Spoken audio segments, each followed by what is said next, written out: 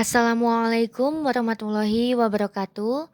Halo semua, perkenalkan nama saya Tiara dari Prodi BKPI Universitas Ma'arif Lampung.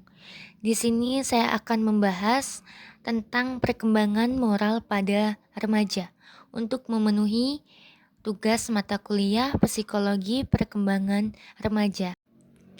Perkembangan moral pada remaja adalah masa transisi di mana individu mulai membangun kode etik mereka, kepribadian mereka, dan belajar membedakan manakah yang benar dan manakah yang salah di dalam situasi yang lebih kompleks. Secara teori, perkembangan ini sering dikaitkan dengan tahapan konvensional hingga pasca konvensional, di mana remaja mulai mempertimbangkan prinsip keadilan, tanggung jawab, dan dampak perilaku mereka yang mereka berikan kepada orang lain. Selanjutnya, ada tahapan perkembangan moral. Yang pertama, tahapan operasional formal menurut Piaget. Remaja umur 11 sampai dengan 15 tahun mulai berpikir secara kritis dan logis, sehingga mereka tidak lagi melihat aturan sebagai hal yang kaku, melainkan sesuatu yang bisa didiskusikan dan diubah demi keadilan. Yang kedua, ada tingkatan konvensional dan pasca konvensional menurut Colbert. Yang pertama, konvensional. Remaja berusaha mematuhi norma sosialnya untuk diterima oleh kelompoknya. Dan yang kedua, pasca konvensional.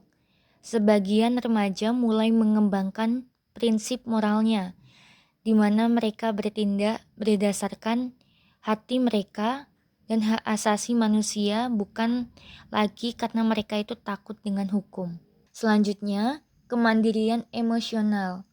Remaja berusaha melepaskan ketergantungan emosional mereka dari orang tua dan mulai membangun kode etik mereka sendiri.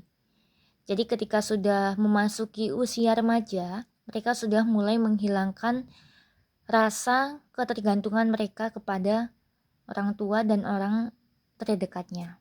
Slide selanjutnya yaitu problematika pada remaja. Yang pertama, degradasi moral, yaitu penurunan standar etika dan sopan santun akibat lemahnya kontrol sosial dan pengaruh budaya luar. Jadi banyak sekali remaja yang tidak bisa mengontrol sosialnya sehingga mereka mengikuti pergaulan yang kurang baik. Yang kedua, ada cyberbullying dan pornografi. Hal ini terjadi karena dampak negatif teknologi yang bisa memicu gangguan psikologis dan kerusakan otak, adiksi konten dewasa. Yang ketiga, pergaulan bebas, yaitu perilaku tanpa batas norma yang mempunyai resiko yang cukup besar. Contohnya penyakit menular, kehamilan pada remaja, dan penyalahgunaan zat. Yang keempat, krisis identitas, yaitu kebingungan dalam menentukan jati diri atau nilai hidup. Seringkali disebabkan karena tekanan sosial dan tren global, sehingga mereka tidak bisa menyeimbangkan dan menyesuaikan diri dengan baik. Selanjutnya, upaya penanganan problematika pada remaja. Yang pertama, penguatan peran dari orang tua. Hal ini sangat dibutuhkan dalam penanganan problematika yang dialami oleh remaja. Karena satu-satunya support system yang paling baik yaitu dari orang tua, sehingga remaja itu merasa aman untuk bercerita dan tanpa takut dihakimi. Yang kedua, pendidikan karakter. Hal ini menanamkan nilai-nilai moral, integritas, dan empati sejak dini, yang bertujuan supaya remaja memiliki kompas etika yang kuat, sehingga mereka bisa membedakan mana yang benar dan mana yang salah. Yang ketiga, Literasi digital membekali remaja dengan kemampuan memilah informasi di dunia maya.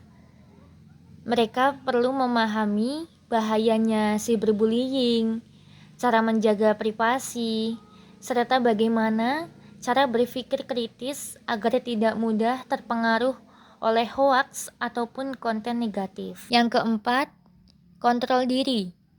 Melatih remaja untuk mengelola emosi dan dorongan impulsif. Dengan kontrol diri yang baik, remaja tidak akan mudah ikut-ikutan ataupun FOMO yang bisa merugikan dirinya sendiri. Contohnya seperti narkoba ataupun tawuran, dan lebih fokus pada tujuan masa depan. Mungkin cukup itu saja yang dapat saya sampaikan. Kurang lebihnya saya mohon maaf. Saya akhiri, wallahul muwaffiq ila aqwamit thoriq. Wassalamualaikum warahmatullahi wabarakatuh.